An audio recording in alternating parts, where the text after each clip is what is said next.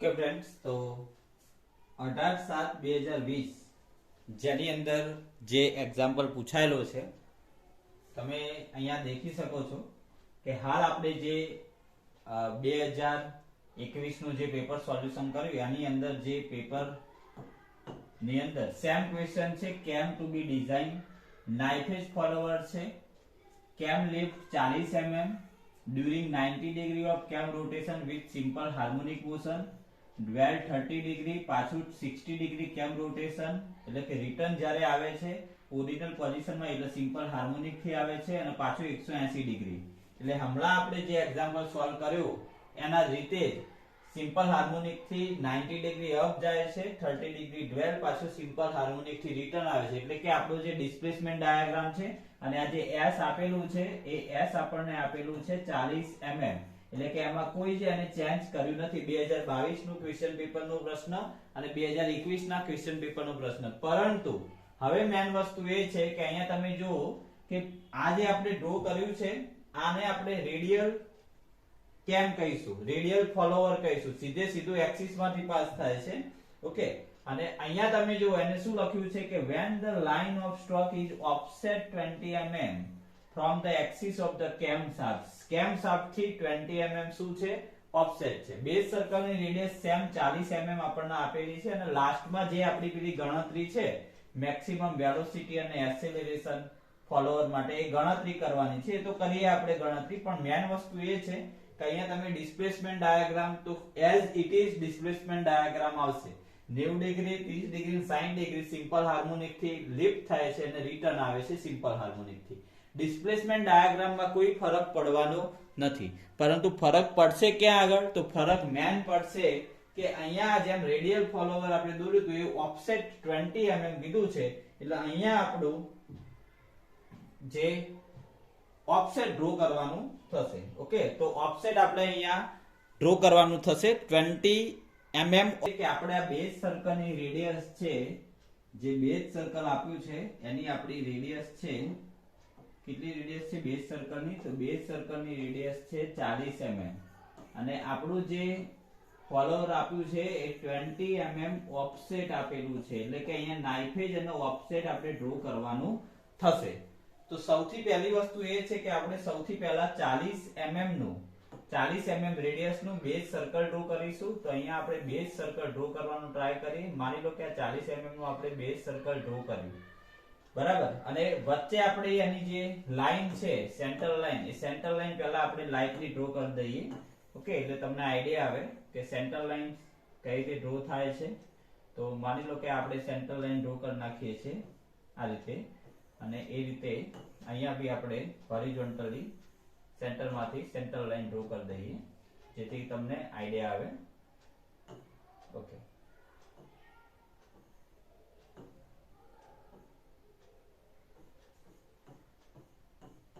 માનો લો કે આ આપણે સેન્ટર લાઈન ડ્રો કરી દીધી. ઓકે, હવે મેન વસ્તુ એ છે કે આપણું જે ફોલોવર છે એ 20 mm ઓફસેટ છે. ધ્યાન આપજો. તો માની લો કે 20 mm સુધીનું સેન્ટર અહીંયા થાય છે, એટલે કે અહીંયાથી તમારે આપણું જે નાઇફ એજ ફોલોવર છે એ ફોલોવર અહીંયા સેન્ટરમાં દોરતા હતા, એના બદલે હવે આપણું જે ફોલોવર છે નાઇફ એજ ફોલોવર એ આપણે અહીંયા ડ્રો કરવાનું થશે. અહીંયા ગાઈડ્સ બતાવી દેવાના આજુબાજુ અને લખી દેવાનું કે આપણું નાઇફ એજ ફોલોવર છે આટલું 20 mm. ઓકે, આ 20 mm ઓફસેટ છે, દૂર છે 20 mm.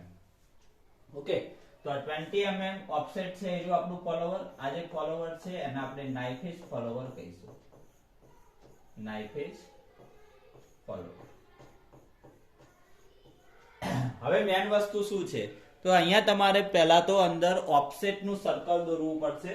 તો આની મેથડ છે, આપણે સૌથી પહેલા અહીંયા ઓફસેટ નું આપણે સર્કલ દોરીશું. તો ઓફસેટ નું સર્કલ આપણે અલગ. ઓકે, તો અહીંયાથી આપણે માની લો કે આ 20 mm નું ઓફસેટ નું આપણે સર્કલ ડ્રો કર્યું છે. ઓફસેટ નું સર્કલ આપણે ડ્રો કર્યું છે. ઓકે, તો આ 20 mm નું આપણે ઓફસેટ નું સર્કલ ડ્રો કર્યું છે. હવે મેન વસ્તુ છે કે ઓફસેટ ના સર્કલ ઉપર આપણે અહીંયાથી પાર્ટ સ્ટાર્ટ કરવાના. પહેલા 90 ડિગ્રી છે, પછી 30 ડિગ્રી છે અને પછી 60 ડિગ્રી છે. 90 ડિગ્રીના આપણે 6 પાર્ટ્સ કરવાના, 30 ડિગ્રીના એકે પાર્ટ્સ કરવાના નહીં, પાછા 60 ડિગ્રીના 6 પાર્ટ્સ કરવાના. 90 ડિગ્રીના 6 પાર્ટ્સ એટલે 15 ડિગ્રીનો એક પાર્ટ થાય, 60 ડિગ્રીના 6 પાર્ટ્સ એટલે 10 ડિગ્રીનો એક પાર્ટ થાય. તો નાના સર્કલના પાર્ટ્સ અહીંયાથી સ્ટાર્ટ કરવાના. આ 1 લખવાનું, અહીંયા 2 3 4 5 અને 6. આ 90 ના 6 પાર્ટ થઈ ગયા. પછી 30 કોઈ પાર્ટ કરવાની જરૂર નથી એટલે 6 આવશે.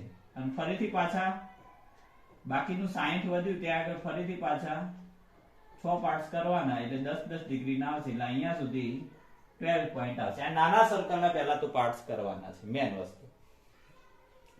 ચલો હવે મેન વસ્તુ એ છે કે મોટા સર્કલના પાર્ટ્સ ક્યાંથી કરવાના. તો આપણે આ એક્સિસ થી કરતા હતા, વાય એક્સિસ થી નહીં કરવાના. હવે આપણે મોટા સર્કલના પાર્ટ્સ છે એના માટે આપણે જે આપણો ટ્રેસ પોઈન્ટ છે ત્યાંથી આ સેન્ટર લાઈન સુધી લાઈન ખેંચવાની છે.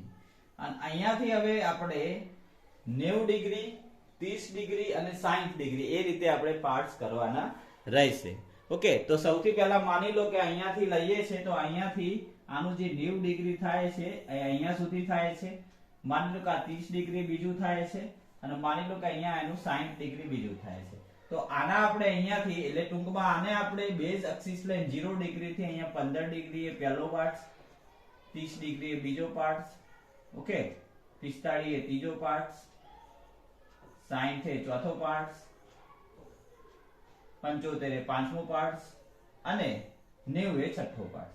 પછી આ વચ્ચેલા 30 ડિગ્રીમાં 12 છે એટલે અહીંયા હું 6 નામ આપીશ. ફરીથી પાછું 10 ડિગ્રી 7 8 9 10 11 અને 12 આ રીતે ભાગ કરવાના. ટૂંકમાં કહેવાનો મતલબ એ છે કે આટલો જે એંગલ હતો એને આપણે થીટા O કહીશું, આટલો જે એંગલ છે એને આપણે થીટા D કહીશું અને આટલો જે એંગલ છે એને આપણે થીટા R કહીશું. ઓકે, ટૂંકમાં આ એક્સિસ થી આપણે ભાગ કરતા હતા એના બદલે અહીંયાથી આપણે ભાગ કરવાના રહેશે અગર આપણું ફોલોવર ઓફસેટ આપેલું હોય તો. ઓકે, તો ટૂંકમાં એક વસ્તુ સમજી લો, આપણે જે ભાગ છે એ ભાગ અહીંયાથી કરતા હતા 1 2 3 4 ટૂંકમાં આ એક્સિસ થી કરતા હતા એના બદલે અહીંયા જે ફોલોવર હોય આ એક્સિસ થી આપણે ભાગ કરવાના સ્ટાર્ટ કરવાના. બસ એટલો ફરક છે. હવે શું કરવાનું, તો આપણે જે નાનું સર્કલ ઓફસેટ દોરેલું છે એ ઓફસેટ સર્કલની અંદર જે વસ્તુનો પોઈન્ટ છે આ 1 પોઈન્ટ છે, 1 માંથી આપણે આ રીતનું ટેન્જન્ટ ડ્રો કરવાનું, 2 માંથી આ રીતનું ટેન્જન્ટ ડ્રો કરવાનું, 3 માંથી આ રીતે ટેન્જન્ટ ડ્રો કરો, આ પોઈન્ટ માંથી નીકળવો જોઈએ. એ રીતે 4 માંથી ટેન્જન્ટ ડ્રો કરવાનું, 5 માંથી ટેન્જન્ટ ડ્રો કરો અને 6 માંથી ટેન્જન્ટ ડ્રો કરો. પછી આ 6 માંથી આ 6 ને જોઈન કરો, આ 7 માંથી 7 ને જોઈન કરો, આ 8 માંથી 8 ને જોઈન કરો, એ રીતે આ 9 માંથી 9 ને જોઈન કરો, એ રીતે આ 10 માંથી 10 ને જોઈન કરો, 11 માંથી 11 ને જોઈન કરો અને 12 માંથી 12 ને જોઈન કરો. આ રીતે ટેન્જન્ટ દોરવાના. મેં કઈ નહીં કર્યું, મેં શું કર્યું, અંદરનો 1 પોઈન્ટ અને બહારના સર્કલના 1 પોઈન્ટ માંથી લાઈન ખેંચી, અંદરનો 2 પોઈન્ટ અને બહારના 2 પોઈન્ટ માંથી લાઈન ખેંચી, અંદરનો 3 પોઈન્ટ અને બહારના 3 પોઈન્ટ માંથી લાઈન ખેંચી, અંદરનો 4 પોઈન્ટ અને બહારના 4 પોઈન્ટ માંથી લાઈન ખેંચી. એક વસ્તુ ફરીથી સમજી લો કે આપણા જોડે બે સર્કલ છે. માની લો કે આપણું મેન સર્કલ છે અને અંદર આપણું આ સર્કલ છે. ઓકે, તો ધ્યાન રાખો કે આપણા અંદરના સર્કલના જે ભાગ કરવાના છે આપણે અહીંયાથી કરવાના, પ્લસ x એક્સિસ થી કરવાના, 1 2 3 4 5 6. અને જે બહારનું સર્કલ છે એના ભાગ જેટલું ઓફસેટ આપેલું હોય, આ જે ઓફસેટ ફોલોવર આપ્યું છે, આ જે લાઈન આવે છે સેન્ટર લાઈન સુધી, અહીંયાથી આપણે ચાલુ કરવાના 0 1 2 3 4. આ 1 ના આ 1 સાથે, આ 2 ના 2 સાથે, 3 ના 3 સાથે, 4 ના 4 સાથે, એ રીતે 12 સુધી ટોટલ જોઈન કરવાના. ઓકે, તો બસ આ જ મેન વસ્તુ સમજવાની હતી ઓફસેટ ની અંદર. અને હવે શું કરવાનું, તો હવે આપણો જે ડિસ્પ્લેસમેન્ટ ડાયાગ્રામ છે કે 1 થી એ રેડિયસ લઈશું અને અહીંયા 1 થી અહીંયા ચાપ મારીશું એટલે આપણને A પોઈન્ટ મળશે.